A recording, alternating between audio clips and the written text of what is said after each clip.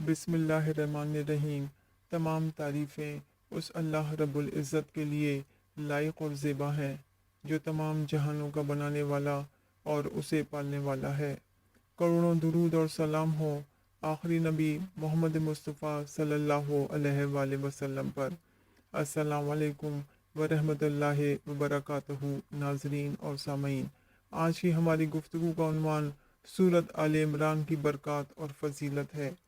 ये सूरत कुरान पाक के तीसरे पारे में है।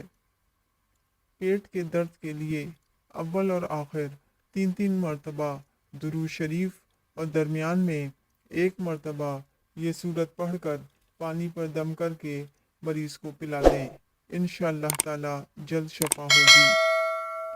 अगर किसी की औलाद मर गई हो और किसी तरह सब्र ना आता हो तो बाद नमाज असर अव्वल और आखिर 7-7 मरतबा दुरूद शरीफ और दरमियान में एक मरतबा इस सूरत को पढ़े।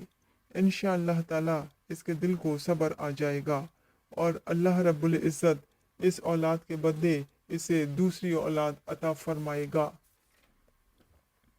इस सूरत के पढ़ने के बेपनाह फ़ायदे हैं। मिसाल के तौर पर अगर किसी शख्स की किस्मत का ताला बंद है तो उसकी किस्मत के ताले को खोलने के लिए, या एक शख्स बहुत इज़्ज़तदार था लेकिन अब जलील हो गया, या बहुत मालदार था अब गरीब हो गया, रोज़गार था लेकिन अब बेरोज़गार हो गया, शादीशुदा औरत थी लेकिन अब तलाक याफ्ता हो गई या बेवा हो गई, गर्ज के कोई भी हाजत हो तो बाद नमाज इशा अव्वल और आखिर 11-11 मरतबा दुरूद शरीफ और दरमियान में एक मरतबा इस सूरत को पढ़ें। यह अमल जुमेरात के रोज़ से शुरू करना है। अमल की मुद्दत 11 दिन है। इंशाअल्लाह ताला अजीज़ 11 दिन के अंदर अंदर हर हाजत पूरी हो जाएगी। आमीन।